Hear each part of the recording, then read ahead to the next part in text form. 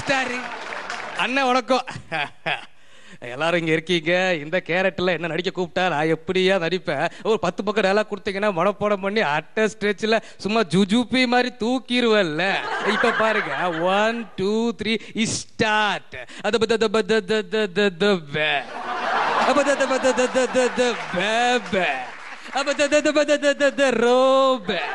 அது ரோபே இல்லையா, ரோபோ. புது பேரு நீங்களே வைக்கிறீங்களா? நல்லா இருக்கியா? அடுத்து வாங்க உலக நாயகன். நீங்க ஒரு நல்ல நடிகர்னு உலகமே சொல்லுது. வந்து நீங்க நடிங்க. டயலாக் பே தானே? ஓகே.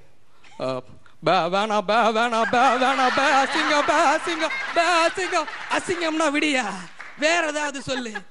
முதல்ல பே சொன்னல, இப்ப பேபே போட்டுக்குங்க. பேபே வேணாம், பேபே வேணாம், பேபே அசிங்கம், பேபே அசிங்கம், பேபே அசிங்கம். யோ பேயும் வேணாம், பேபேயும் வேணாம், விடுங்க.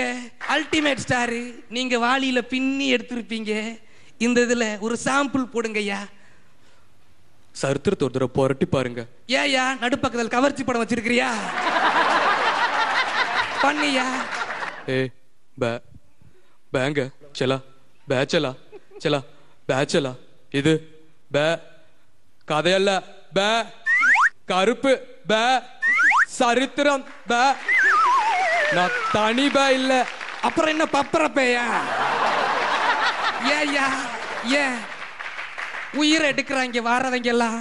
கடைசியா சீனியர் ஆர்டிஸ்ட் பூர்ணம் விஸ்வநாதன், நீங்களாவது என் மானத்தை காப்பாத்துங்க.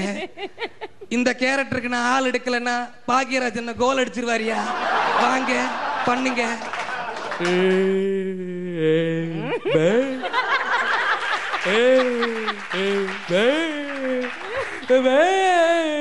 அபாரம்யா, அருமை அருமை. எல்லாரும் கை தட்டுக்கு, கை தட்டுக்கு. இவருதாயா இந்த கேரக்டருக்கு ரொம்ப பொருத்தமான ஆளு. ஈஸ்வரா டயலாக பேசல, அதுக்குள்ள போய் செலக்ட் பண்ணினா எப்படி? நல்லா இருக்காது. டயலாக் வேணாம், நீங்க டயலாக் பேச ஆரம்பிச்சாலே நாங்க படத்தை முடிச்சிருவோம். வாங்க. ரொம்ப நன்றி. நன்றி. மிமிக்ரியை வந்து இப்படி ஒரு ஸ்கிரிப்டுக்குள்ள கொண்டாந்தீங்கல்ல, பிரமாதமான விஷயம். நன்றி. அது ஒரு ஆடிஷனில் வந்து எல்லாரும் பேசணுன்றது எல்லாம் தெரியும். அதில் மிமிக்ரியில் ஒரு வாய்ஸை கொண்டாந்து பூர்ண விஸ்வநாதன் ஜெயிச்சிட்டாரு. சூப்பரா இருக்கு. Super sir. என்னால் பேச முடியல, சிரிச்சு ரொம்ப பிரமாதமா இருக்கு. ரொம்ப நன்றி. இப்போ வந்து ஒரு ஸ்பெஷல் பெர்ஃபார்மன்ஸ் பார்க்க போறோம். யாருன்னு எனக்கு தெரியுமே. யாரு? காட்டுமன்னார் கோயில் எஸ் சரவணன். எஸ், நம்மளோட சாம்பியன்ஸோட ஒரு சூப்பர் சாம்பியன் இவர் தான். And he is known for stand up comedy. இப்போ என்ன ஸ்பெஷல் பெர்ஃபார்மன்ஸ் கொடுக்க போறாருன்னு தெரியல. லெட்ஸ் வெல்கம் காட்டுமன்னார் கோயில் சரவடி சரவணன்.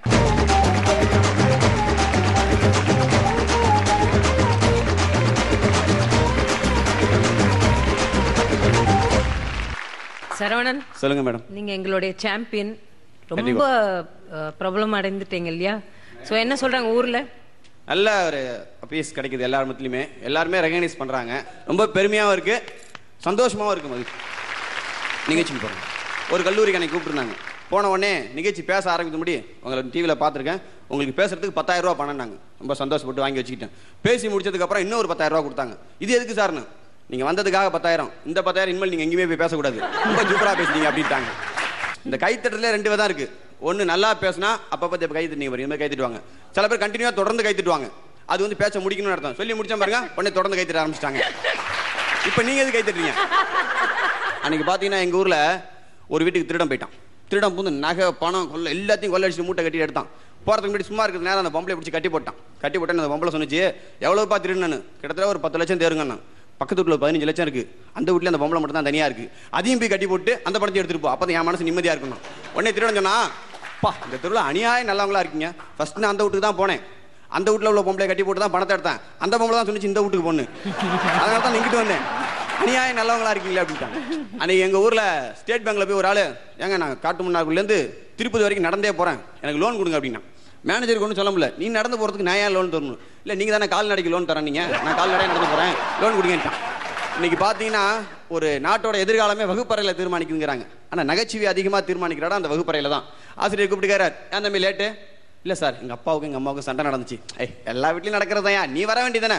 இல்லை ஒரு செருப்பு அம்மா கையில் இருந்துச்சு, இன்னொரு செருப்பு அப்பா கையில் இருந்துச்சு, நான் எப்படி ஸ்கூலுக்கு வரேன்? பையன் இப்போ வந்து பொது கட்டுரையெல்லாம் எழுதுவாங்க.